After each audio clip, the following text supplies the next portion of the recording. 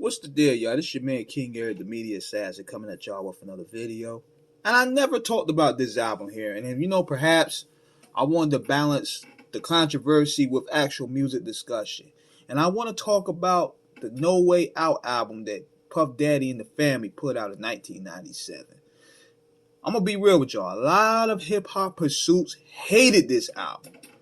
The reason why they hate this album, they blame this album for being responsible for ushering the commercial jiggy pop era. It was basically the MC Hammer era revisited, y'all, because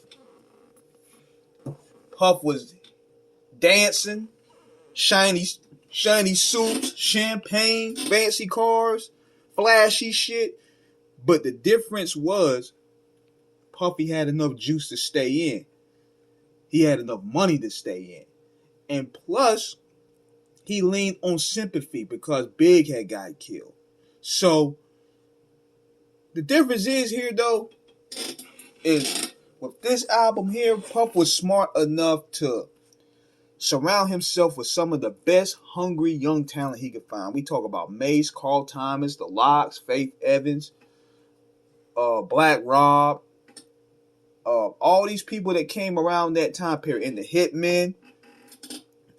Then he went ahead and started finding the best writers like Mace, Sauce Money, Jadakiss.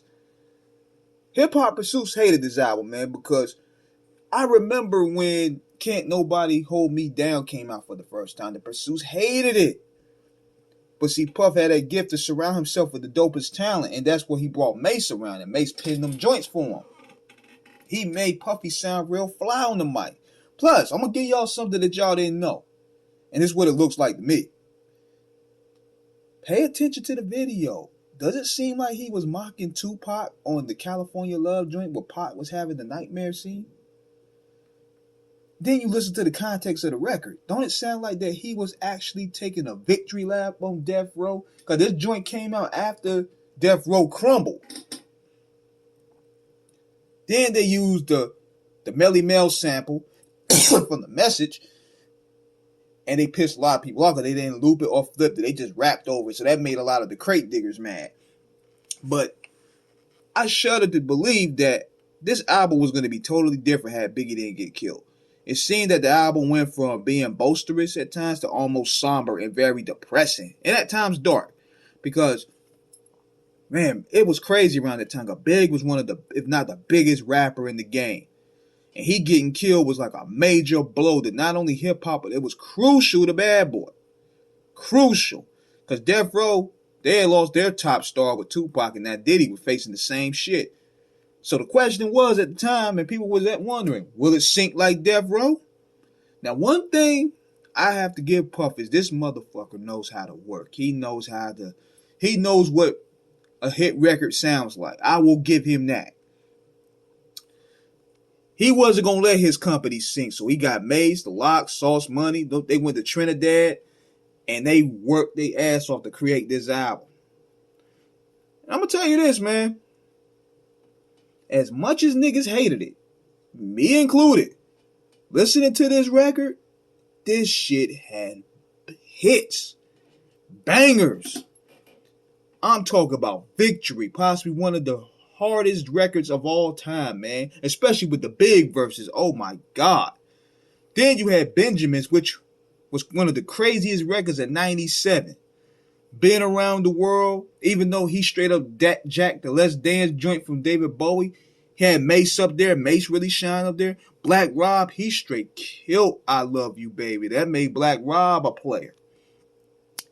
And don't get me started on the extra ass videos. Like Puff spent movie budgets on those visuals for Victory, the Benjamins, and I think Been Around the World.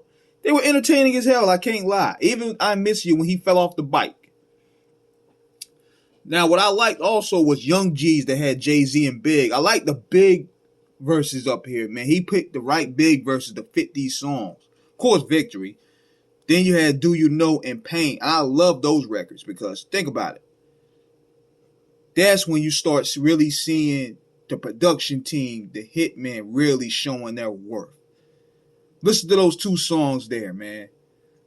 And Puff, with the help of Sauce Money, he was able to really get out there what he felt on that Pain joint, which was talking about losing big, the personal trauma of his dad getting killed.